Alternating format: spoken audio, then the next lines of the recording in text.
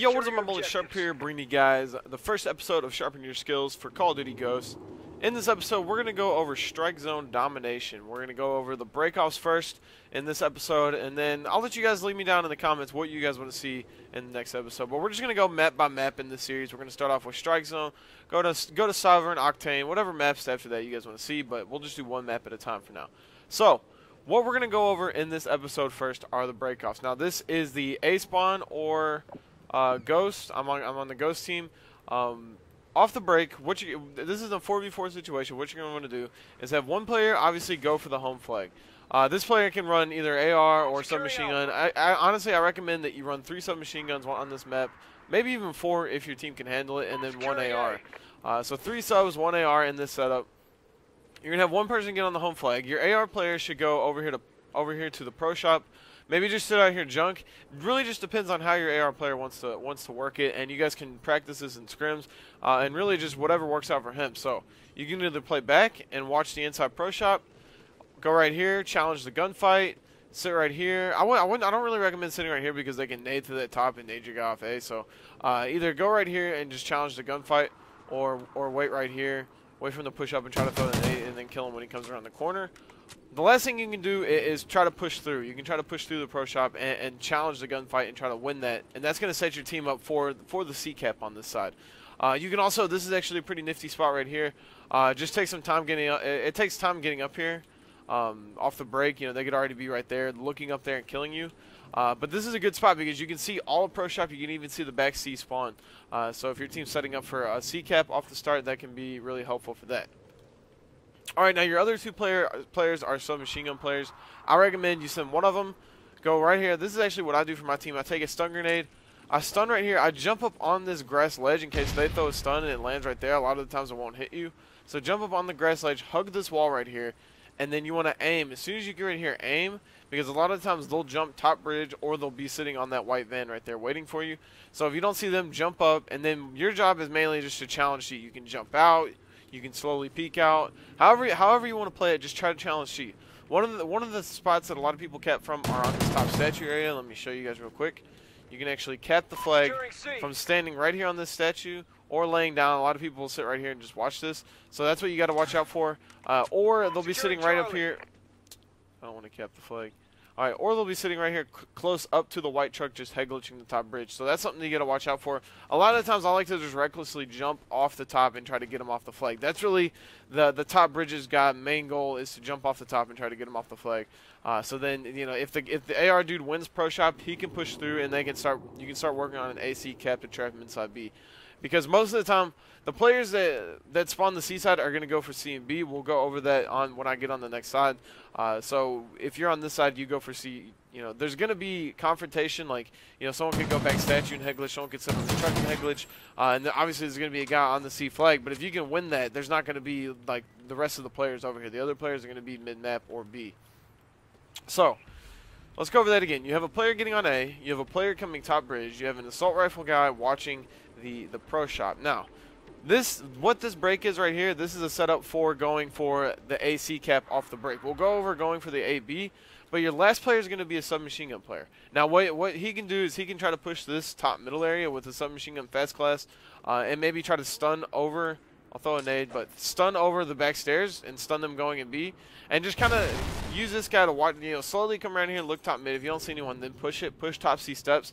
That way you have someone going pro shop, you have someone going top bridge, you have someone going top C steps, and you're just pretty much trapping them in C and just pinching from all sides. And most of the time it'll work out, and you should be able to kill them. It just depends on, you know, how the other team plays it and how they make the plays. Now, obviously, what you got to watch out for is teams that spawn on the C flag going for the AC push as well. You know, they might push A, so you could have just all 4 people going for it.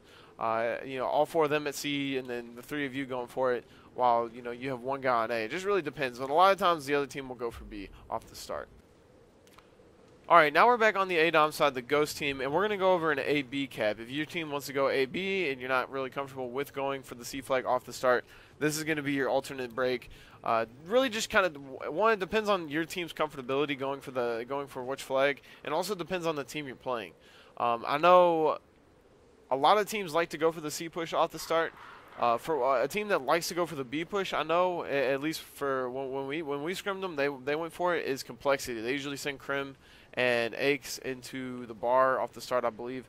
I know Aches goes in there. I don't know if it's Aches and Crim or if it's Aches and TP. But I know they send 2 people in the bar at B dom off the start on both sides. So if you're pushing A, once again, have 1 AR and 3 subs.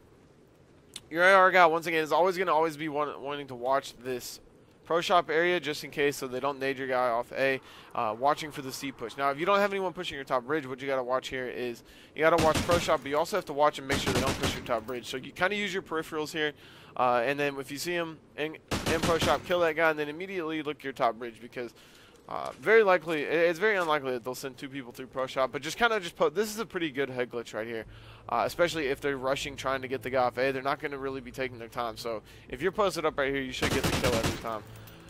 Now, one of your sub players, once again, is going to get on A, sit here. You know, they can run a strong arm stun class maybe and throw stuns all the way to the back bar.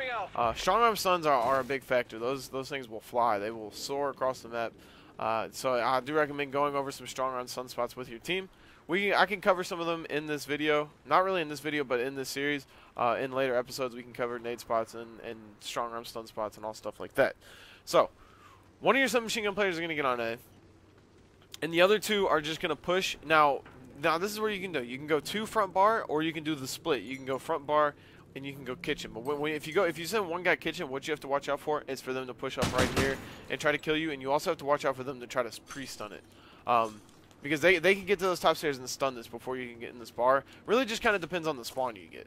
But if you're gonna go in kitchen, I don't really know what the fastest route would be. I mean, going up these middle stairs can be dangerous if you're running a kitchen, because they can jump top bridge right there and then kill you before you even get off these stairs. So that's kind of dangerous right there if you don't have anyone watching your top bridge. I would recommend just going the safe route and going over to the front A. I usually like to send both of our teammates the same way. And what we'll do is whoever is in the front will always break off to the left first. They'll break over here, and then the guy behind them will stun. They'll stun the right side.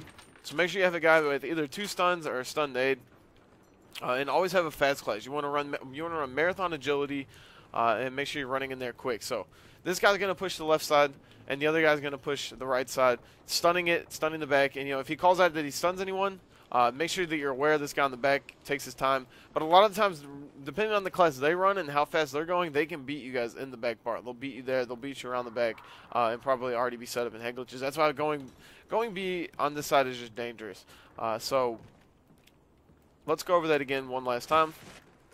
You're going to have a guy on A, capping the flag. You're going to have your AR dude sitting in junkyard, wherever you please, whatever you're most comfortable with, watching the pro shop. And then your other 2 players are going to push up the A stairs, go in front bar.